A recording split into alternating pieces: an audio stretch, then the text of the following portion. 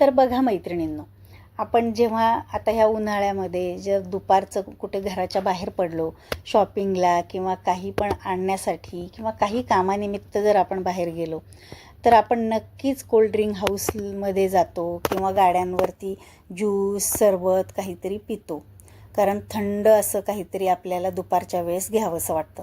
आणि जर घरी असो आपण त्यावेळेससुद्धा दुपारच्या वेळेस काहीतरी प्यावंसं वाटतं किंवा आपल्या घरामध्ये बाहेरून कुणी आलं तर त्यांनाही आपण थंडगार असं काहीतरी करून देतो, सरबत किंवा काही पण कोल्ड्रिंक काही पण आपण थंड असं प्यायला देतो. पण आता घरामध्ये आपण जर मुलांसाठी काही फळं आणलेली असतील तर मुलं खात नाहीत, तर ती तशीच खराब होऊन आपण बाहेर फेकून देतो. तर त्याच फळांपासून आपण जर ज्यूस बनवून त्या मुलांना जर दिला तर मुलं आनंदाने नक्कीच पिणार. तर तुम्ही आता हे सफरचंद जे आहेत याचा ज्यूस घरी बनवला, गाड्यांवर जसा मिळतो तसाच अगदी आपण घरीसुद्धा बनवू शकतो. तर त्याच पद्धतीने तुम्ही बनवून घरी मुलांना तुम्ही देऊ शकता. चला तर मग आज सफरचंदाचा ज्यूस गाड्यांवर जसा मिळतो तसा कसा करायचा ते आज आपण पाहणार आहोत. तर पहिल्यांदा बघा आता आपण काय करणार आहोत. पहिल्यांदा आपण शुगर सिरप आपल्याला तयार करायचं आहे. तर मी गॅसवरती पॅन तापायला ठेवलेला आहे. त्यामध्ये 1 वाटी साखर टाकली आणि 1 वाटी पाणी टाकलेलं आहे. तर आता ही साखर जी आहे आपल्याला पाण्यामध्ये विरघळून घ्यायची. आपल्याला पाक जास्त करायचा नाही आहे, 1 तारी किंवा 2 तारी, फक्त आपल्याला साखर जी आहे ती पाण्यामध्ये विरघळून घ्यायची.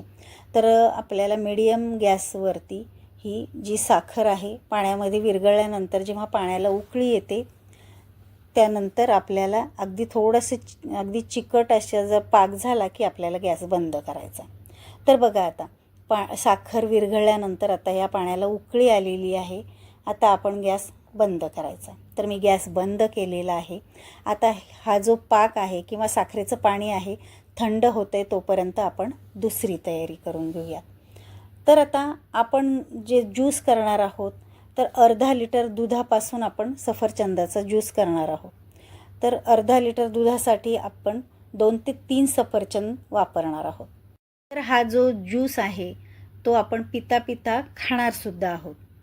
तर आता अर्धा लिटर दुधामध्ये आपण 2 सफरचंदाच्या साली काढून घेणार आहोत. तुम्हाला जर जास्त त्यामध्ये खायला आवडत असेल तर तुम्ही तिसरंही सफरचंद त्यामध्ये वापरू शकता. तर आता मी पहिल्यांदा 2 सफरचंदाच्या साली काढून घेते. तर अगदी सगळ्या बाजूनी व्यवस्थित अशी साल काढून घ्यायची. जर आपल्याला ज्यूस पिताना साल जर मध्ये आली तर ती थोडीशी कडवट लागेल किंवा ज्यूस चांगला लागणार नाही. त्यामुळे सगळीकडून व्यवस्थित अशी साल काढून घ्यायची. आणि आता कडेचे जे 2 भाग आहेत हे जे देठाचे तर ते सुद्धा व्यवस्थित काढून घ्यायचे. तर अशा पद्धतीने आता दोन्ही सफरचंदच्या साली आपण काढून घेणार आहोत. तर बघा आता दोन्ही सफरचंदच्या साली आपण काढलेले आहेत.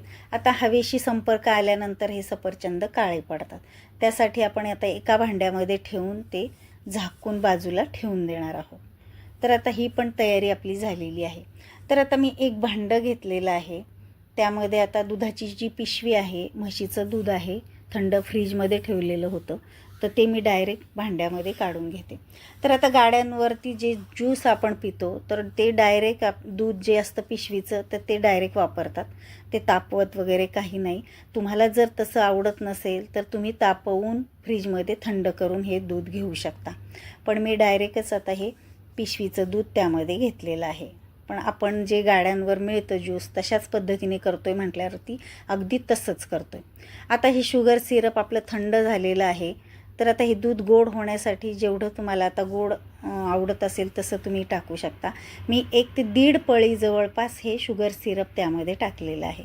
आणि आता ॲपल सिरप त्यामध्ये टाकायचं आहे. मी जवळपास 4 ते 5 चमचे ॲपल सिरप आहे ते त्यामध्ये टाकलेलं आहे.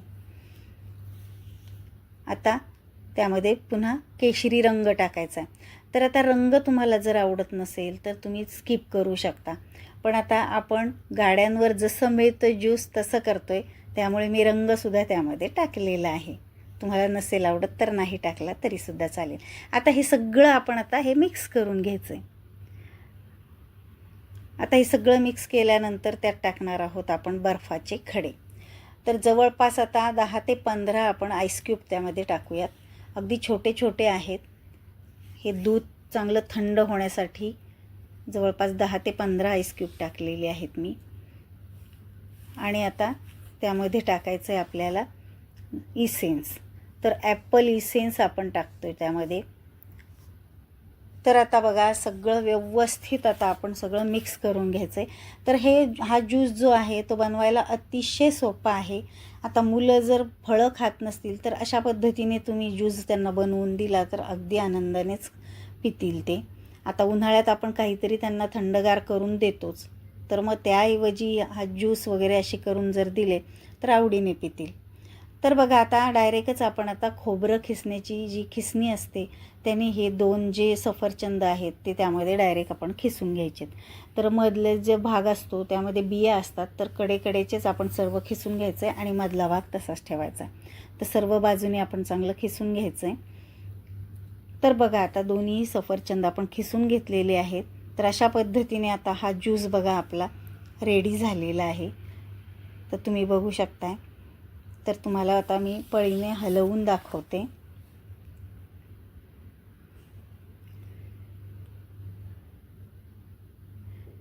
हे बघा. तर मस्त पिता पिता खाता येईल असा हा ज्यूस बनलेला आहे. तर त्याचा रंग टेक्स्चरसुद्धा खूप मस्त आलेला आहे आणि चवसुद्धा खूप भन्नाट आहे. अगदी उन्हातून कुणी आलं किंवा दुपारच्या गरमीच्या वेळेस हा जर ज्यूस पिला तर मन अगदी शरीर खूप तृप्त होऊन जातं. त्यामुळे नक्की या उन्हाळ्यात हा ज्यूस जो आहे तो एकदा नक्की ट्राय करून पहा आणि कसा झाला ते मला कमेंट करून पण सांगा. तर आता चला आपण ग्लासमध्ये काढून घेऊयात. तर अर्धा लिटर दुधामध्ये आपले जवळपास 3 ते 4 ग्लास नक्कीच भरतात. हवं तर तुम्ही थोडंसं त्यामध्ये बर्फ टाकू शकता जास्त. आणि मस्त गाडीवरती जसा मिळतो तसाच हा सफरचंदाचा ज्यूस आपला तयार झालेला आहे. हा बाहेर जसा मिळतो त्याहीपेक्षा टेस्ट छान आणि चांगला असा कमी खर्चात आपण घरी बनवू शकतो. तर तुम्हाला हा ज्यूस कसा वाटला मला कमेंट करून सांगा. आपल्या चॅनलला तुम्ही नवीन असाल, अजून जर सबस्क्राईब केलेलं नसेल तर आपल्या चॅनलला सबस्क्राईब करा, शेअर करा आणि लाईक करा. कारण सबस्क्राईब केल्यानंतर आपले दररोज जे व्हिडिओ अपलोड होतात त्याचं तुम्हाला नोटिफिकेशन येईल आणि पहिल्यांदा तुम्हाला व्हिडिओ आपले पाहायला मिळतील. तर चला मग भेटूयात अशा छान छान रेसिपींच्या व्हिडिओमध्ये उद्याच्या भागात. तोपर्यंत बाय बाय, टेक केअर.